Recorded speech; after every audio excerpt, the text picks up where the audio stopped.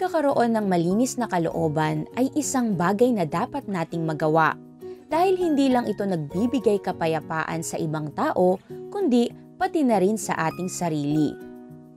Marami sa atin, ito ay malaking pagsubok dahil tayo ay may nakakasamang iba't ibang ugali ng tao.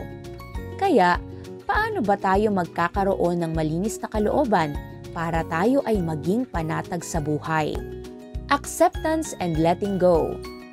Matuto tayong tanggapin kung ano ang kaloob sa atin.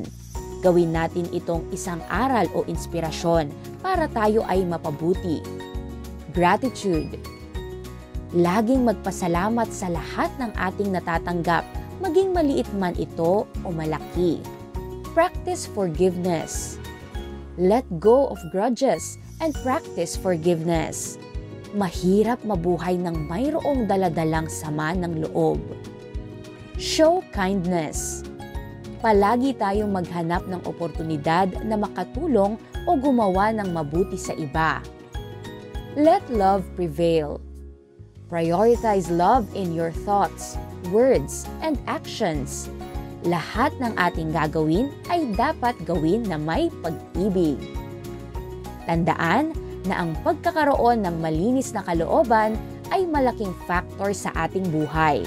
Kung wala ito, hindi natin maa-appreciate ang buhay na ibinigay sa atin.